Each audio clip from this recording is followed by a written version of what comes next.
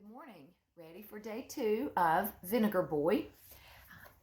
Brief recap. Remember, our boy was abandoned as a baby because he has a horrible purple-red birthmark covering his entire left cheek.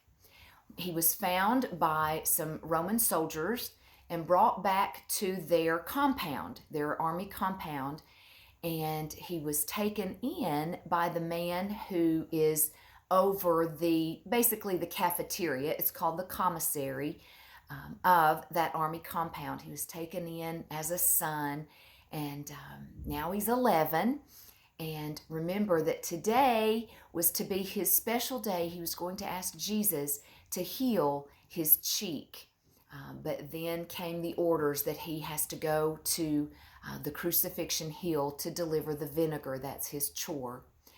So that's where we are. We'll pick up there in chapter 3. As Vinegar Boy stepped out of the garrison into the deserted street, the heavy door of the depot thudded shut behind him. The sponge, tied with the rope at his waist, bobbed lightly on his left hip. The vinegar bottle on its thong hung over his right shoulder. Outside the fortress walls, he turned to descend sharply into a narrow, high-walled canyon in which the morning mists were settled like waters in the stagnant sea. In the few years he had been running errands for the garrison, he had learned the city well. He knew all the quickest routes to the city gates. He knew which garden walls could be scaled, which rooftops could be crossed. He was familiar with old and abandoned alleys. Today, his path led downward through one of the ugliest and dirtiest of the tenement districts, and then northward through the lavish Roman baths and gymnasiums to the Damascus Gate.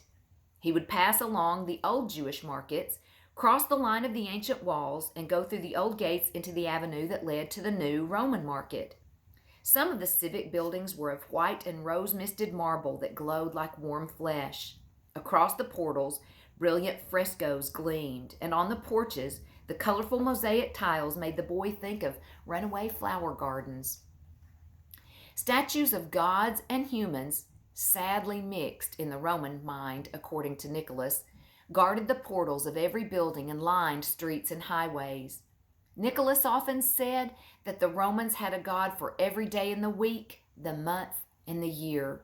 Scarcely a month went by that they did not hold a festival in honor of some important deity.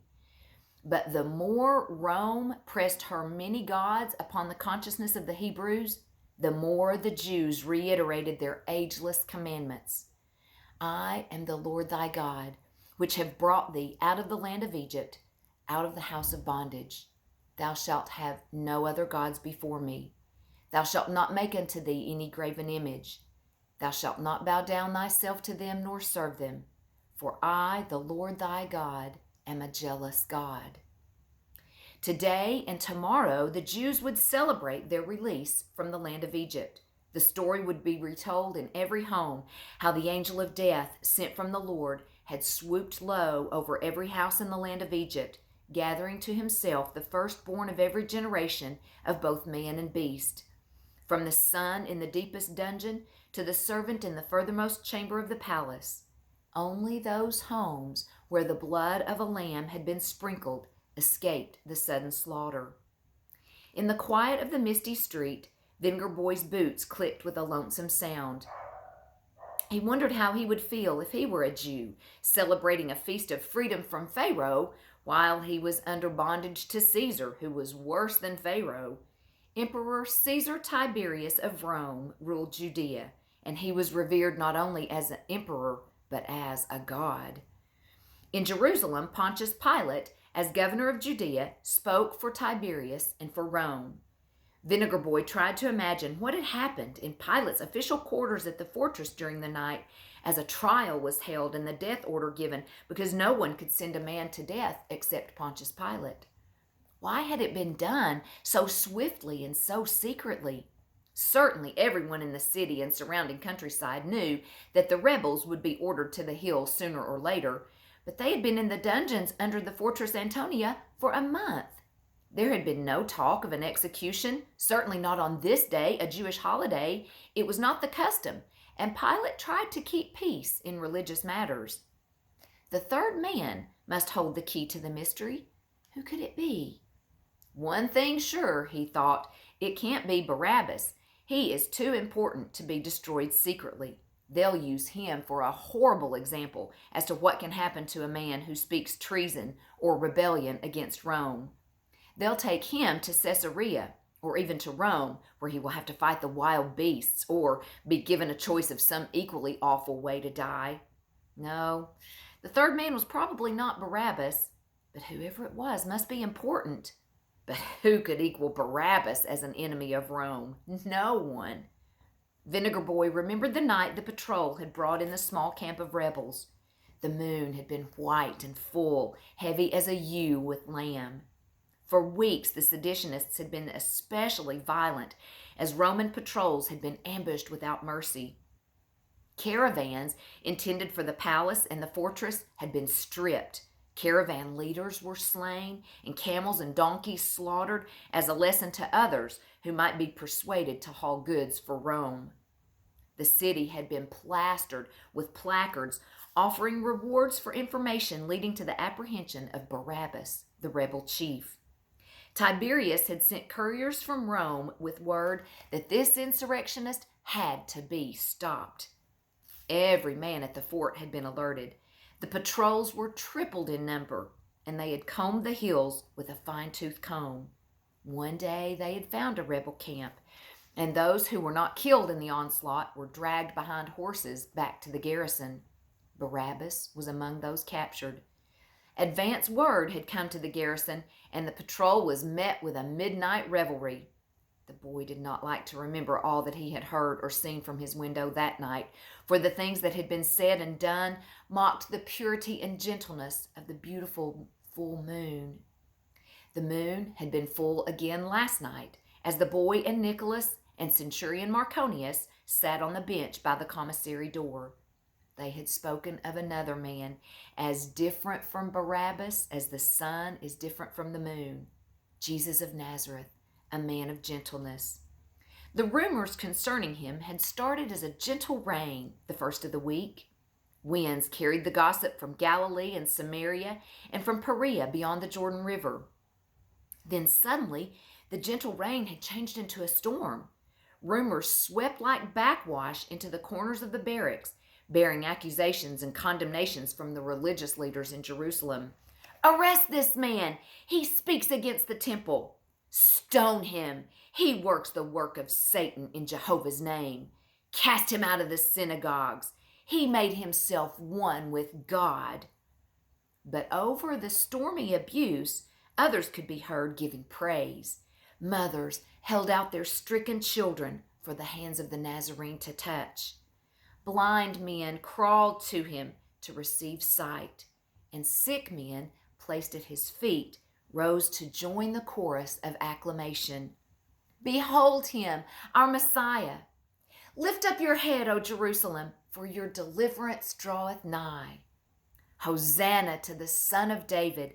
Blessed is he who cometh in the name of the Lord. The abuse and the praise mingled until even the soldiers of Rome climbed to the topmost balconies of the Fortress Antonia to watch the people in the temple courts below as they pressed about the man they called Jesus. As the three of them talked on the bench under the white light of the moon, Nicholas asked Marconius why his men had not arrested the Nazarene. The priests and the scribes had howled for his arrest on the charge of teaching blasphemy and error. Notices for his arrest and offers of rewards for knowledge of his whereabouts hung side by side with the posters advertising the hunt for Barabbas.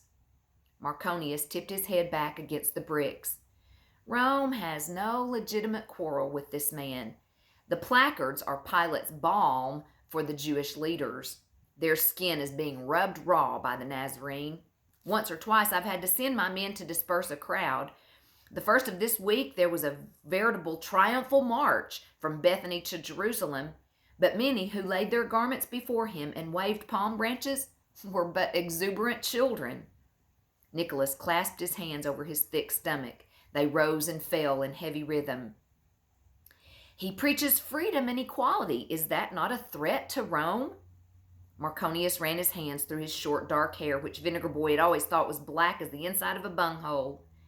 His lieutenants are fishermen. I doubt if any of them ever swung anything more deadly than a scaling knife. Vinegar Boy laughed. Nicholas raised wise blue eyes beneath the brows that still held a few stiff yellow hairs. He is good, my friend. Goodness and liberty will conquer all emperors eventually. Your Caesar gives his legion the sword, but this Nazarene arms his disciples with love. The boy listened closely. Nicholas was very wise and almost always right. Maybe you and I will not live to see the day, Centurion, but love will win. Men will be free, for they were created to be so. Marconius shook his head and smiled. What is there to fear in a man restoring another man's hearing when at the same time he advises that man to obey authority? He declares that it is the meek who shall inherit the earth. Nicholas stirred abruptly. Is that not what I just have said? Wherein is meekness if it is not in love? Marconius conceded the point reluctantly, but there was more he wished to say. If he were to seek recruits through his miracles, we would fear him, as we have feared the popular appeal of Barabbas.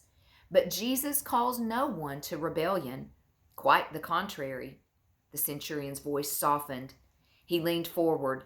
In the moonlight, the sweat line of his helmet was like a scar across his forehead. He calls them to rest. As a weary people tired of sacrifices and labor, he calls them to rest. Come unto me, all ye that labor and are heavy laden, and I will give you rest, he says. He offers a permanent peace in a world that has no peace. No, steward, I see no cause to fear this man, but I can understand why men follow him. Nicholas stretched his heavy arms across the boy's lap and laid his hand on the Roman's knee. I would not suggest your shouting your sympathy aloud from Pilate's porch. Have no fear. I know that what I say to you and the boy in confidence will go no further. Now, as his hobnails rang on the cobblestones, Vinegar Boy felt again the surge of warm pride that he was included in the centurion's trust. Ahead of him on the street there was a small intersection where the cartwheels had worn deep ruts in the pavement stones. He paused on the curb to catch his breath, for he had been walking fast. The smell of hot ovens and browning loaves came from behind a high wall that flanked one corner of the street. He could hear the groaning whines of the flour mill, and the delicious odors made his mouth water. He took a deep breath of the baking bread and stepped down.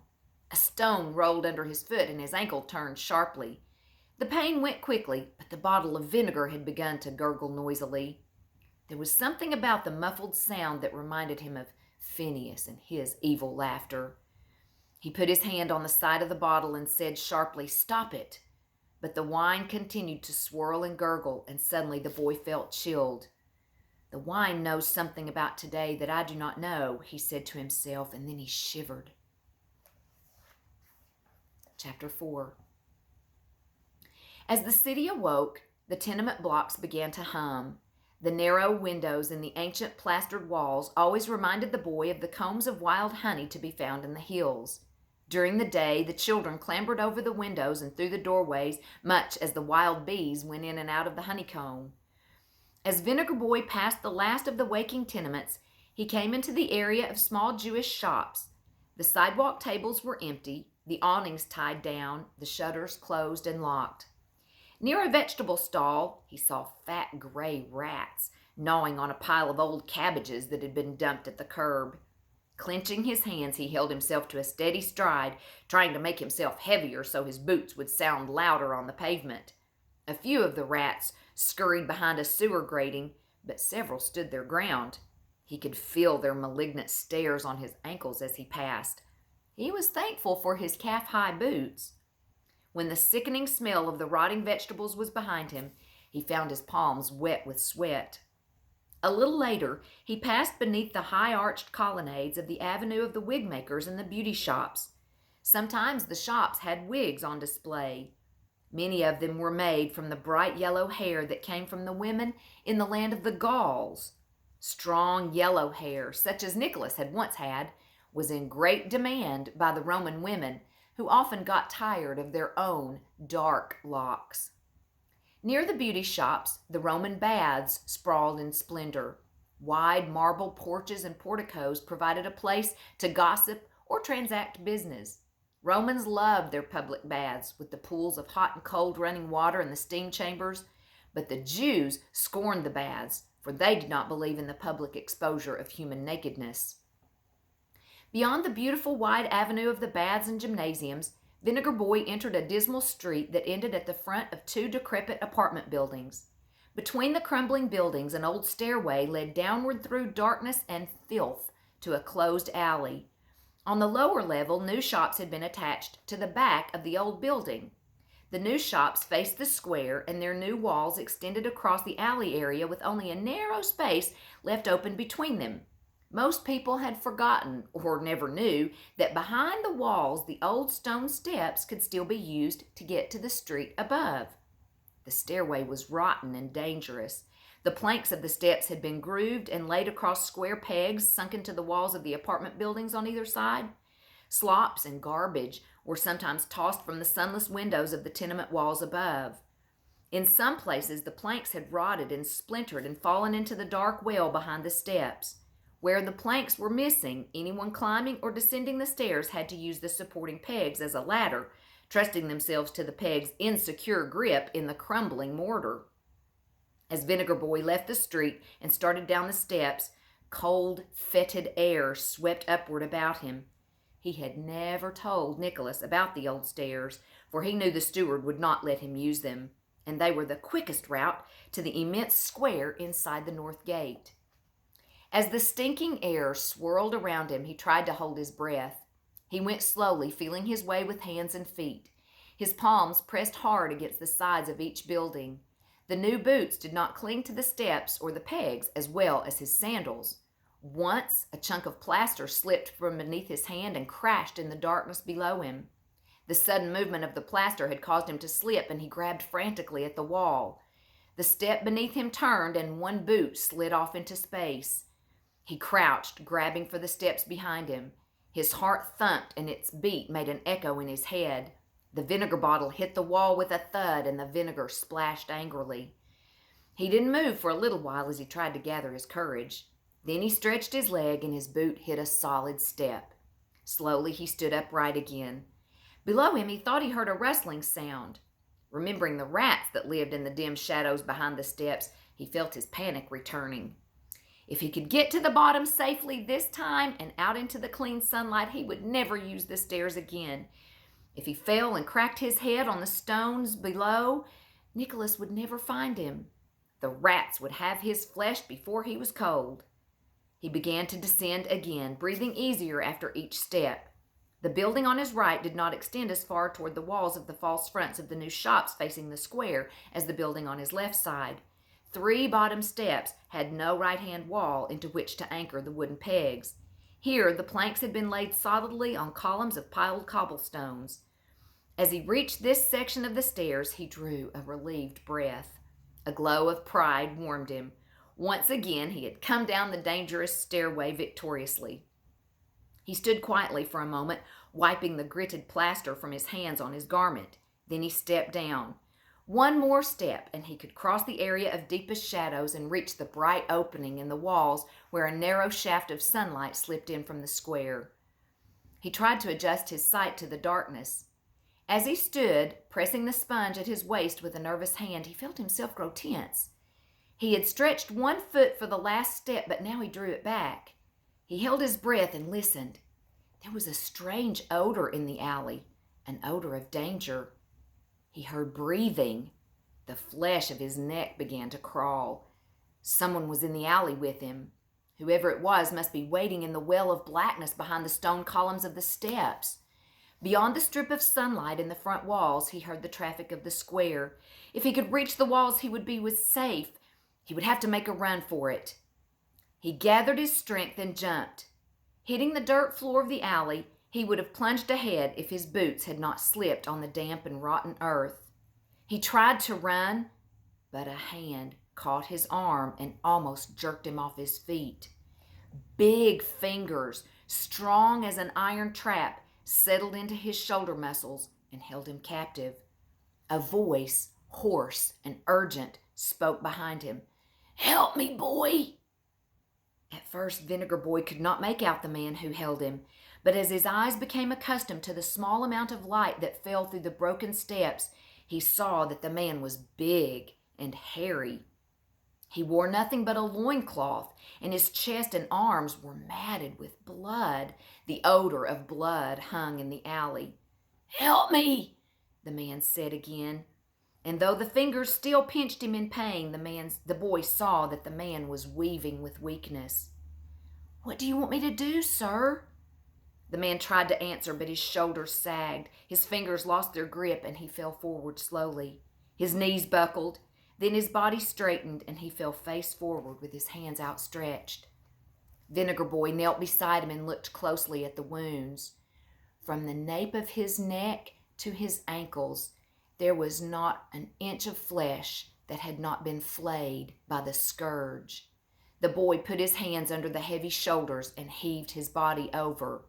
The face, rough with beard stubble, had been smashed with iron knuckles. Lips were broken and eyelids torn. He lifted the heavy head on one arm and used his teeth to pull the plug from the bottle of drugged wine. Then he poured a thin stream of the vinegar into the open mouth. The man swallowed, then choked. His eyelids fluttered. "Water," he muttered. "Fetch me some water." The boy stoppered the bottle and let the flask fall to his hip.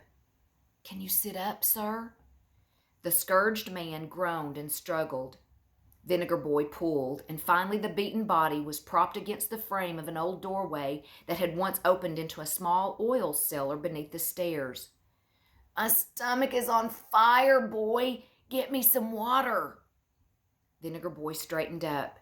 He could feel his garments sticking to his knees. His hands were bloody too. The man's fingers, hairy as hop vines, closed again about his arm. "Get me some water! Water!" The battered eyes seemed hard and evil in the sparse beams of light. "I can't if you don't let go of me. There's a fountain in the square. You promise you'll come back?" "Yes, if you let me go so I can quit wasting time." "Swear by your mother." "I haven't got a mother." The fingers were hurting him, and anger began to replace fear. "See, I will leave this bottle with you as a pledge." He swung the vinegar from his shoulder with his free hand. The man swore softly under his breath. "That stinking stuff, what is it?" "It's for a crucifixion. It's got myrrh in it." The man drew a deep breath. His hairy hand reached for the bottle. "Wine for the hill, is it?" He began to chuckle. At first, the boy did not recognize the obscene sound as laughter. The chuckles convulsed the man's chest and made the muscles of his thick neck quiver. "Wine for the rebels, and I'm the first to taste it? Strange indeed are Jehovah's ways." Who is this man that Vinegar Boy has discovered? You have to tune back in tomorrow to find out. I love you guys.